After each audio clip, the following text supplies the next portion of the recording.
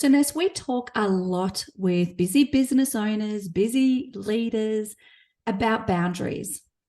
And the way I want to open this conversation today is the realization that it's very hard to put boundaries around something that isn't there.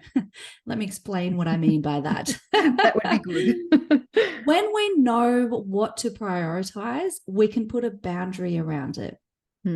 When we don't get clear on what we want or need to prioritize, then of course we can't put a boundary around it because it's not there. It's not top of mind. It's not clear. And, I think back to, it was 2018. I was in my previous business, really busy in a great and resourceful and unresourceful way. It was so flat out. I was the typical client saying yes to everything. Sorry, the typical business owner saying yes to everything, taking on all the work, amazing opportunities, delivering for clients, creating 2 online programs. It was just awesome until it wasn't. And then I realized that I was prioritizing everything equal. Now, I had an amazing overseas trip planned, and I know that some of our listeners and you as well will really resonate with this. Incredible overseas trip planned. And I'll never forget the feeling of being in the cab on the way to the airport and just feeling utterly exhausted. And like, what happened? What just happened in the last 12 months of my life? And that's not the best way. We've talked about this before. It's not the best way to start a holiday. We want to feel somewhat energetic and not let exhaustion take over. So what I learned from that was, as I said, I was prioritizing everything as equal. And there's an issue with that because we can't fit everything in. You may have heard us listeners talk about the fact that we have to say no sometimes, even to the things that we want to say yes to. And if we are treating all our tasks and priorities as equal, then you'll do what I did, which you could be doing now, which is working late into the night, working on the weekends, not having time for self, and really just putting everyone and everything first. Does anybody resonate with that? Do you resonate with that, Ness? There are definitely times where I've resonated with that in my life. And I really love the distinction you're putting through here because, yes, boundaries are important, but how do you know what to protect if you haven't stopped to think about what matters most? And looking at the priority, we talk about this for leaders of teams. How do you delegate and help people understand where to make that priority between what they focus on next? Because some people find that really difficult. They want direction on that.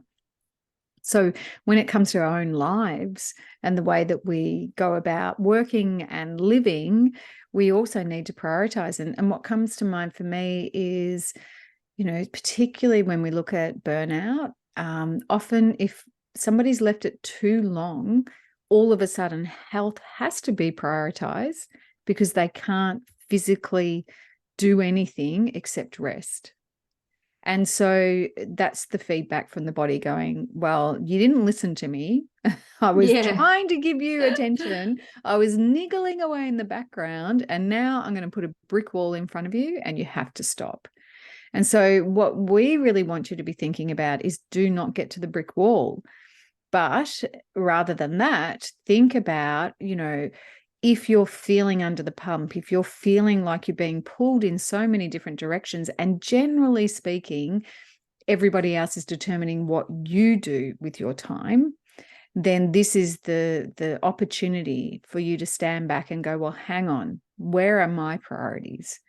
What is it that I want to achieve? And this falls into so many other areas that we talk about, like planning is really important so that we can work out what it is we want to achieve.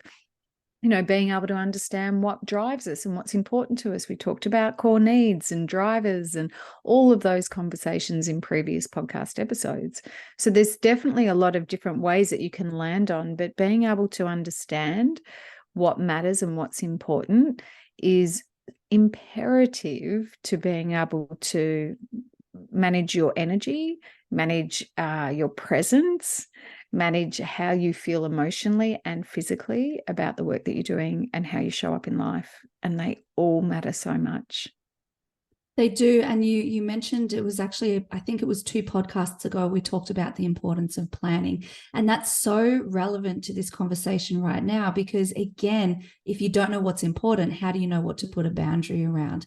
And I do want to say to everybody, number one, health and well-being is the most important. So that, right, if you walk away with one thing from listening to us and joining us in this conversation today, it's how can I just start to, there's the 1% rule, 1% growth, or 1% better every day. How can you get 1% better at focusing on your health and your well-being above all else? Because as you said, Ness, a lot of us have been at a point where something happens health-wise, and then all of a sudden you have to stop. You hit that wall, whether it's burnout wall or it's a health scare, or actually we had an amazing conversation with Chris Boucher around this, which is good to go and listen to. So yes, how do we know what to prioritize? That's probably a good question. That's probably something to discuss. How do we know what to prioritize? I've given one tip around prioritize something to do with health and well-being, even if it's a small thing, every day, every week. But how else do we know? Because if we look at this from a business point of view, there's so many different priorities in business. And then we've got outside of work, we might have family, we might have all the different areas. What tips do you have around this? How to prioritize? I think it comes back to taking the time out to plan and determine what it is that you want to achieve. So what are the bigger outcomes that you want in your business? And it could be in your role. Just recently having a coaching session with somebody who was prioritizing being available for their team all the time. And it meant that the role had changed. The team were highly experienced, but this leader wanted to be there to support them every day, wanted to be able to come and sit with them, and talk to them and be there, guiding them and supporting them. However, the priorities in that person's role changed, and with some extra responsibilities and some new workload that didn't come naturally. It's a new thing, right? I have to learn it. And the stress and anxiety that was bubbling up to the surface was because in her head, she couldn't deprioritize, if that makes sense, the support she wanted to show to her team, and she wanted it to be equal to the new workload that she had to take on. And through our discussion, her realization was the team actually don't need her as much. That's her thing, right? She wanted to provide that level of support to them, but going and asking them, what do you need from me right now, is actually a better way of going, what support do you need?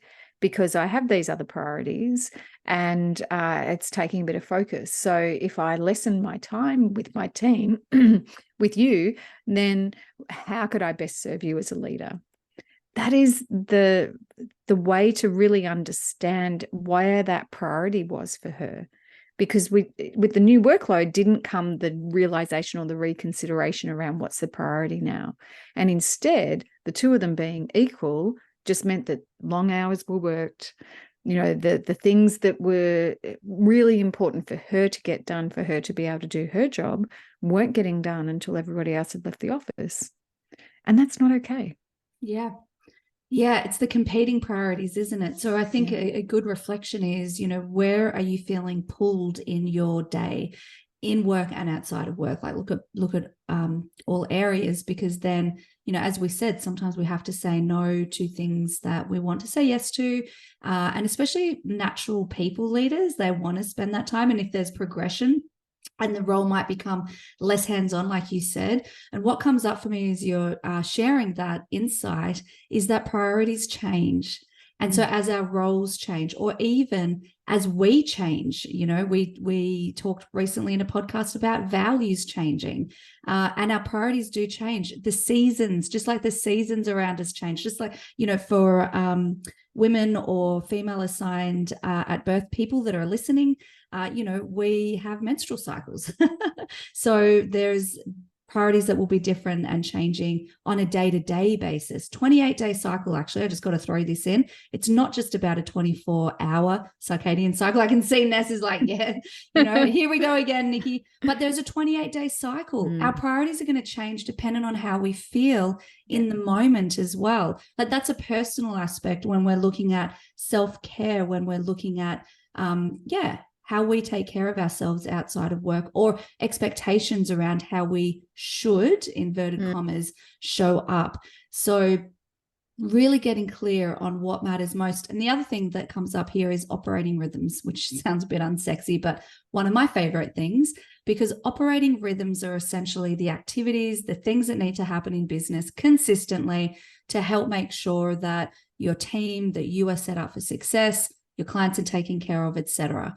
And the reason I bring operating rhythms up now is that you can create consistent action, like team meetings, for example. If you're a business owner or a leader that's getting pulled in a million directions and asked so many questions ad hoc, do you have a space in the week where you can say, right, I'm available for QAs, whether it's the team meeting or a special training or a Q&A session where, beautiful, I'm going to be available, I've got my doors open, or we're going to have a meeting together and you can ask me all the questions there. So it's a half an hour instead of getting pulled away from your main work throughout the day all the time. So that's an example of an operating rhythm that Ness and I would talk about and work with our clients implementing. So it saves you time. So the priority is still being able to answer questions and be there for your team members, but it's done in a more effective way. So you can also prioritize something else.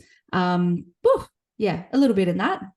Yeah, absolutely. And I think the other thing that comes to mind as you say that is in a business where you're wanting to roll out a new focus, a new program. I think about some of the clients we've worked with where they've introduced a coaching culture, for example. And we talk to them around, if this is the change you want, and from the top down, it has to be the priority. It means that nothing, unless it's an emergency, comes in the way of that particular coaching session. And we talk to our clients about that as well. You've made the commitment, you have invested your time, effort, and money into this. This is a standing commitment, like we go to doctor's appointments and we don't change that. It's done. And what I see often is in that scenario, people are learning from the most senior person in the business, right? So if they are prioritizing it and saying, this is important and this needs to happen, then their actions and their words are aligning. Where it falls out of alignment is where, and I think about they said as parents, like, you shouldn't be on your phone at the dinner table. And then, oh, hang on, I've just got a text message I need to respond to. So, we're being watched all the time. So we've got to be congruent between what we say we're prioritizing and what we are actually prioritizing. And I think we can play that trick with ourselves as well around, I want to prioritize, health. I want to get up and go to the gym in the mornings. And then it's like all the reasons and excuses around, it's cold and I'm tired and I'm not going to go. So you've got to continually come back to, I think, for what purpose is this a priority? Like, what is the driving force behind this being the priority right now?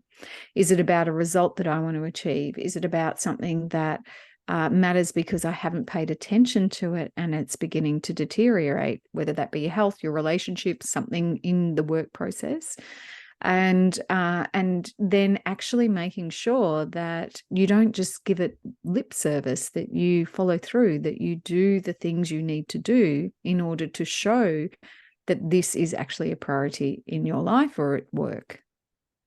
Yep. Yeah, absolutely. So I trust that the listeners are thinking, as we're talking through this, what are my priorities? If we were to break it down to a few key areas, Ness, a few key areas to look at kind of as a filter for what are my priorities in this area and this area, what would you say would be the best way to approach that? Well, I think about the way that we do our planning. We always look at a priority around how we're going to grow the business. And this is what we work with our clients on too. We always put a priority around how we're going to manage our money. That's really important within any business. We prioritize peak performance. And exactly what you said before, what are the operating systems? What are the skill sets? What's the culture? How do we put attention and prioritize that so that we can achieve the business growth outcome or the, managed money outcome? And equally in sort of puts it into a square. The other aspect is, how do I prioritize something in my life? And I think when we come into a business and look at those 4 key areas, and every week we have some sort of priority on each of those 4 key areas, that's where we start to see progress. And if you want to turn a situation around, if you are feeling that you are stuck in the busy trap, you're on Juggle Street, everything feels chaotic, it's really as simple as being able to go, what's just one priority? What is one priority I can achieve this week? How can I make it so that it sits up there? Because one of my clients recently comes to mind when they were saying this had always been to cut back from the business. This person's the owner of the business. They wanted to be able to have more time away because the business has grown. They've got leadership in there now, and they want to reap the benefits of the hard work that's happened. And when they started to prioritize the life aspect of what their plan was, what they realized is they made progress in the other areas as well, because they all fed into each other. Yeah. And the comment was, this was always the dream, but I never had the practicality to get there. It's something I've always wanted, but I get sucked back into the whirlpool of it all. Whereas having this as a priority and then planning around that and making sure that it gets actioned, that is moving closer and closer. We are, within 3 months, so much closer to being able to have that additional time away, to being able to wake up in the morning and say, hey, today I just want to have breakfast with my family and go into work a bit later, because I know that I have got everything out of my head and taught people and been able to, get the systems and operating structures in place so that others can do it without reliant on me. And that is just such a perfect example of how you can achieve what you want to achieve through prioritization and planning. Absolutely. Because also, if we talk about, link this back to, great that we're setting priorities and we're clear and those key siloed kind of areas in our life. And it is this structure and framework that gives that time freedom, which allows the choice of brekkie at home with the family. And as the business owner, for you to be able to step back and not have to be as hands-on. But the missing piece, or the piece that we also have to kind of mention here, is, yes, you've got to get clear on those priorities. And then you have to look at, what boundaries am I putting around?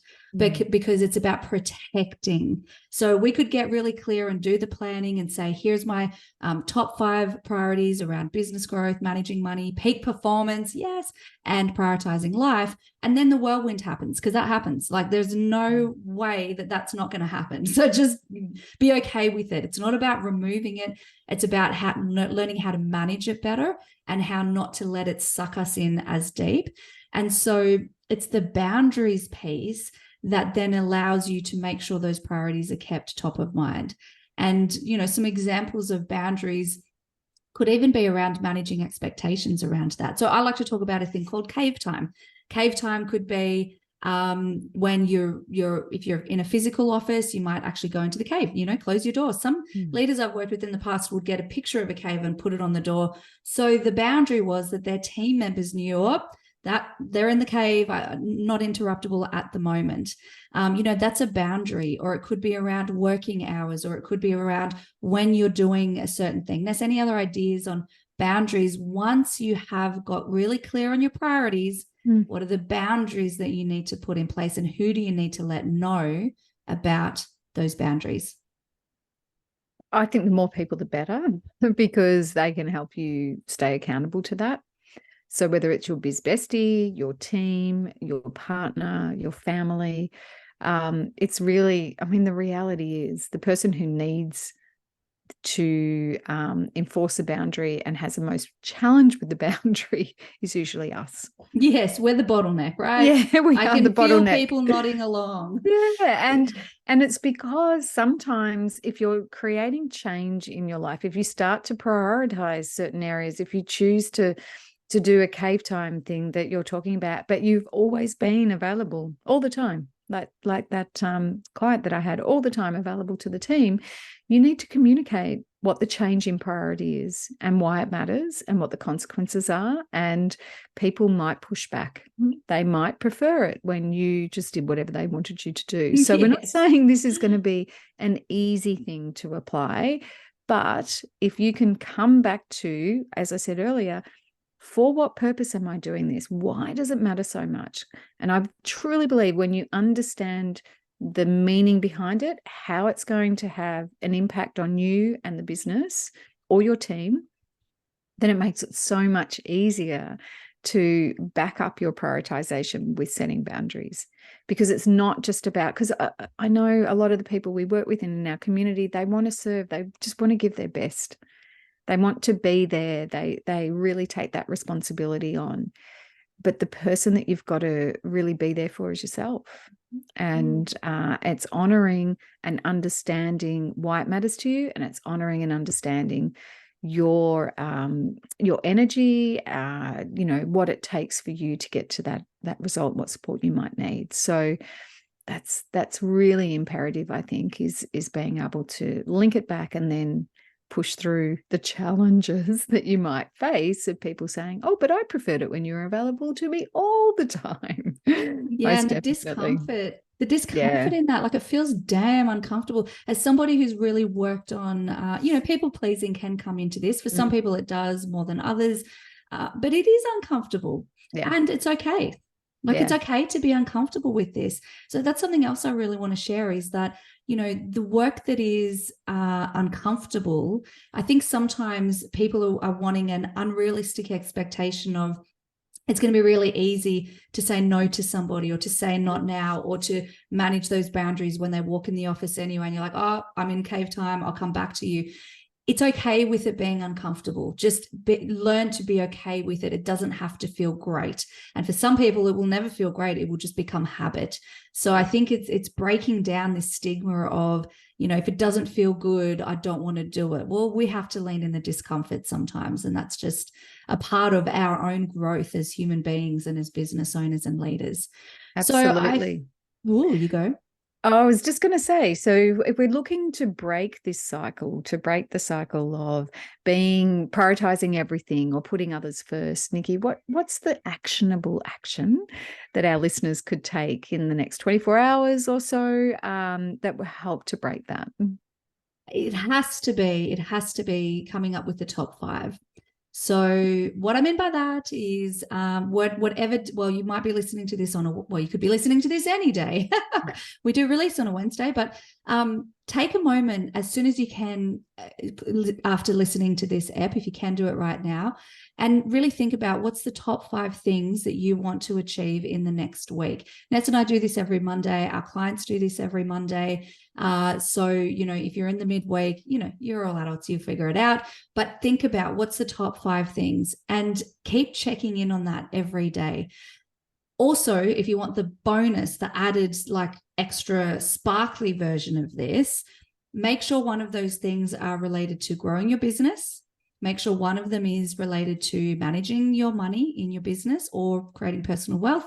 And make sure one of them is related to peak performance, and then prioritize life. So, you could even do a top 4, which is just one key thing in each of those areas that you are focusing on this week, because that's what's going to help you get out of the whirlwind when it happens. Now, you can always just go the 4 generic, that's fine. Most importantly is take some action. But when you're clear at the beginning of the week, what are my top priorities in the business? And you could do this personally as well.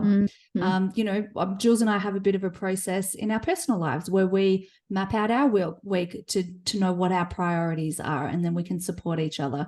So you might want to do that, but just make sure you start with the business, top 4 or 5 for the next week. Sounds amazing. Thanks, Nikki. And thanks for listening. We will be in your ears again next week.